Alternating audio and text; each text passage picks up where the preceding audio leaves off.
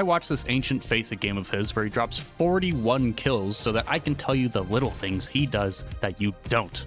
The sauce that really brings the JL spaghetti together is his ability to take fights on his own terms, to create good fights for himself.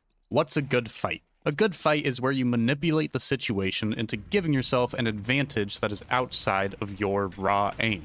This is a good fight. This is also a good fight. And this was a bad fight turned into a good fight. The T initially spots JL as he's rotating towards red. After the T ducks back, JL recognizes that he has a timing to get around this wall and to be in an unexpected spot. Something you should absolutely be thinking about in your games is using your opponent's crosshair placement against them. This play works because as the T swings, they're expecting JL to be behind the wall, but because JL is holding a wider angle than the T is planning their swing for, the T exposes themselves to JL much earlier than anticipated. On round 16, JL's team takes A super easy against Nico, but he wants kills, so he pushes Temple. I want you to pay attention to his pathing here. While walking through Temple, he's going to hug the left wall. He does this because, again, he wants to use the CT's crosshair placement against them. If a CT swings Temple, they're most likely expecting this on-angle fight. So by scaling on the left side, JL will see the opponent before they're expecting him.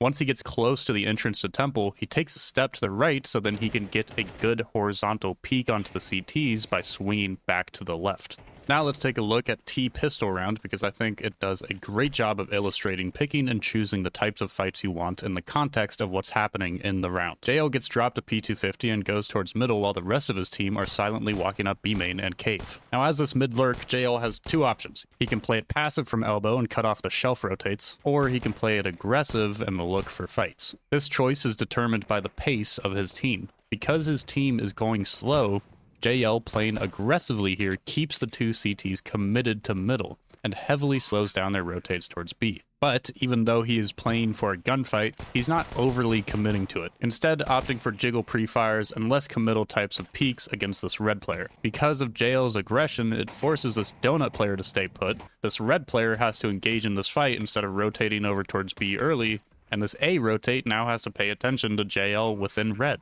He gets all 3 kills, but even if he didn't, if he stayed alive for long enough, he keeps his teammates over on B in a 4v2 situation for a very long time.